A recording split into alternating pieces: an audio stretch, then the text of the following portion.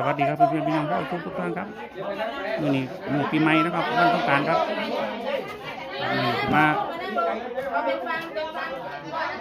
มาสงน้ำสงเหมือนกันนะครับวันสงกรานต์ไอ้ยันมาแม่ไปนั่งทางนะเกี้ยงไอ้ยันให้นั่งถ่ายรูปน้ำเนี่ยบ่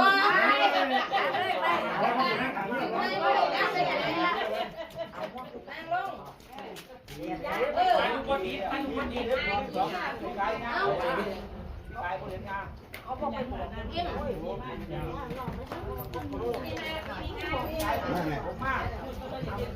ินิฮาร์ทำเป็นไหมนี่เล่นยังสิพ่อเล่นพี่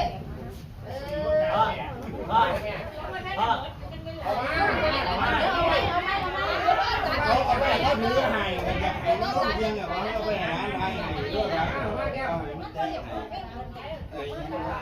มานั่งนี่มานั่งนี่มาสิไปลุงไปลุงมานั่งนี่คนได้หลายแล้วป่ะมันจะได้นั่งน้ำกันมานั่งเอาเนี่ยมานั่งที่เนี่ยเดี๋ยวลูกเนี่ยไปข้างหน้าก่อนนี่ลูกนั่งนี่ลูกนั่งนี่คอมเมนต์มันก็บอกโค้งอะไรมันเนี่ยหลังหูก็เลยมันคนนั้นเด็กใครไม่ให้ได้หมดทุกคนได้อยู่เด้อนับ1 2 3นะลูกหลาน เอาทายยังมินิมาร์ท จังใจไหลนะอย่าให้พวกเป็นนอนตรงนี้นะเขาเด็กก็ขอตังค์เอานับ1 รักทุกคนที่เห็นเนี่ยมาเราได้จะย่อ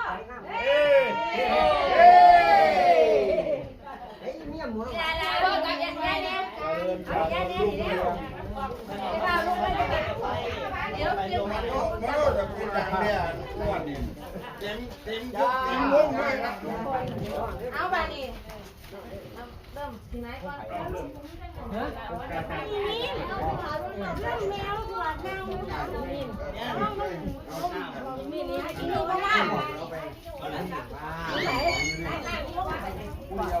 เลย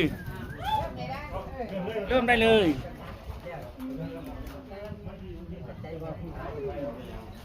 เอาเรียนนั่งกันบ้านนี่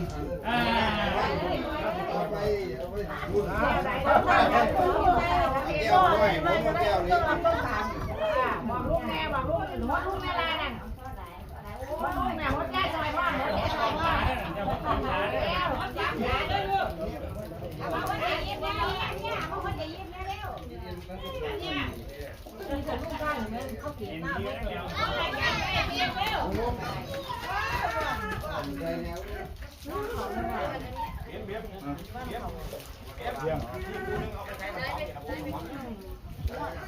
ตัวเที่ยงบนนี้โดนเรื่องเดือดเอาจะว่าน้ำเราจะพี่หัวของไปบ้าน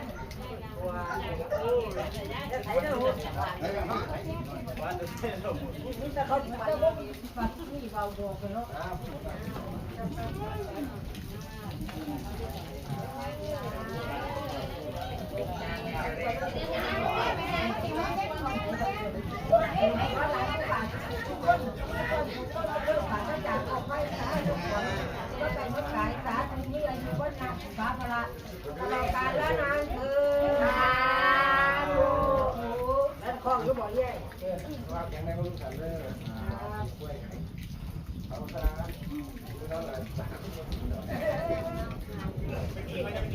มันสูงโพดว่า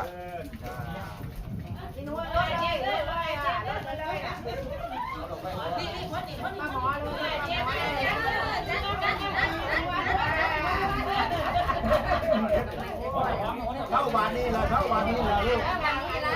ลูกให้ใครเก็บ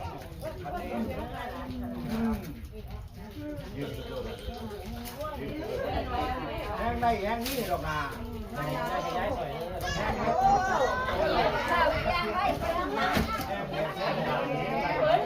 ปั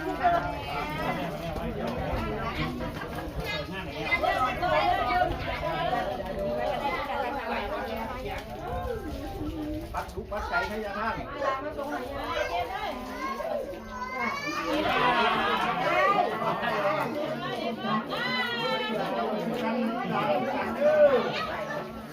เอาว่ามี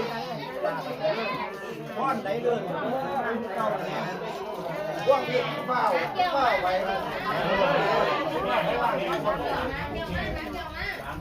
ไปสถานน้ำมันไล่ไปเห็นทิศเอาไปก่อนเอาเดี๋ยวไป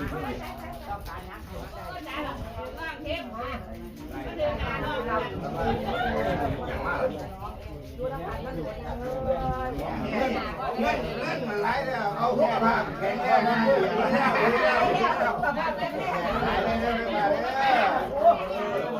ดูไหลแล้วมาแข็งแรงนี่เดี๋ยวร้องแค่นี้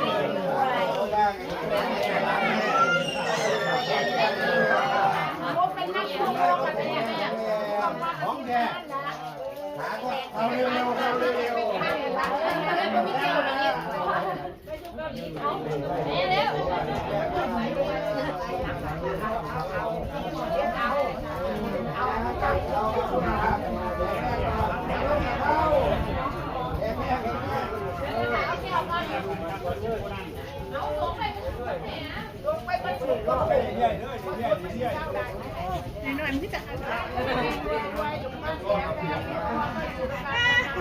ฉีดเลย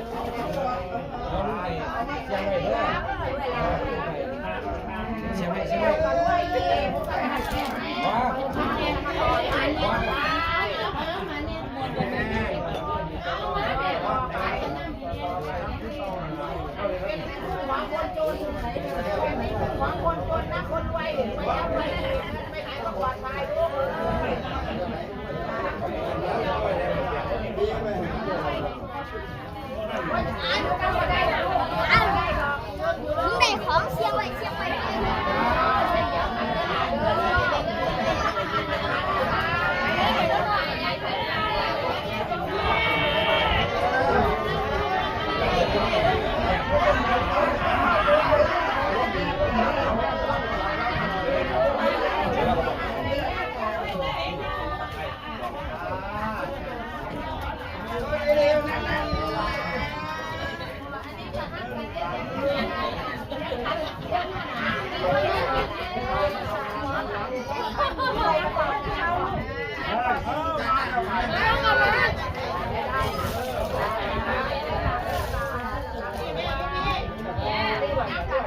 เอาบ่หายอีกวะ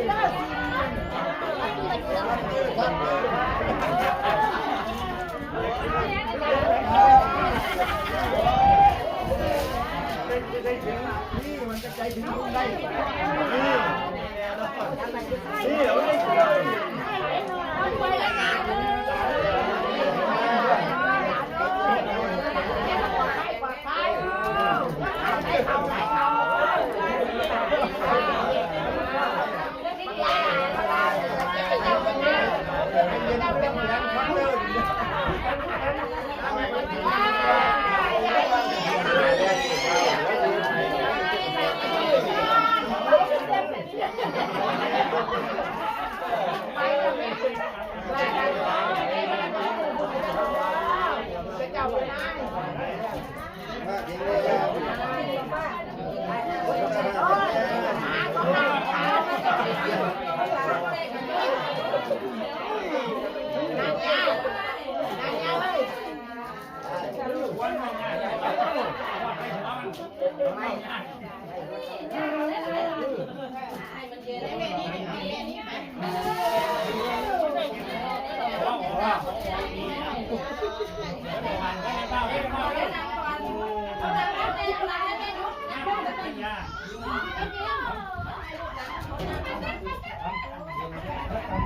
ถ่ายรูปเลย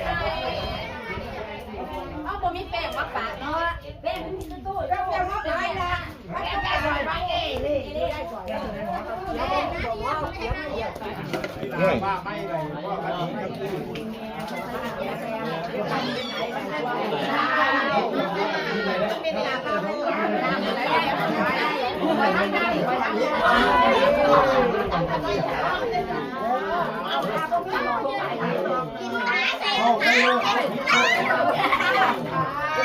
การมาไปใส่น้ำเนี่ยมาไปใส่น้ำ ก้อนหลายเลยนั่นพ่อมาสอบแล้วพ่อจะเป็นคนไหนเนาะเราคนไหนเนาะเนี่ยเป็นซีรีส์ที่เจ้าของได้หอมแน่ตัวนี้ตัวนี้เป็นซีรีส์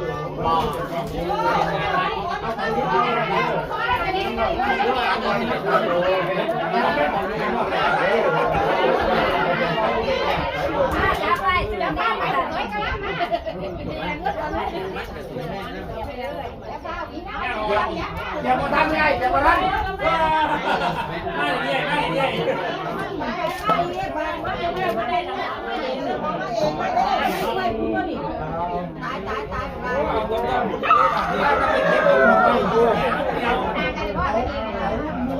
อะไรเอาที่อะไรคะไปกันได้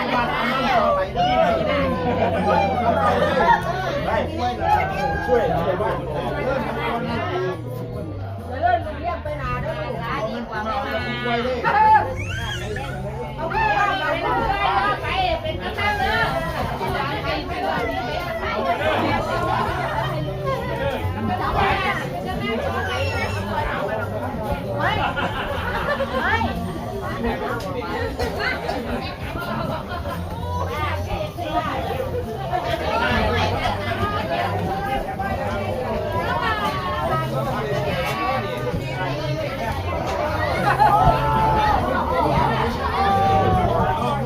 ร้านนี้ตอนนี้เขาจะเล่าตายมัน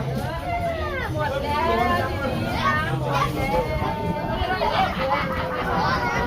หมดแล้ว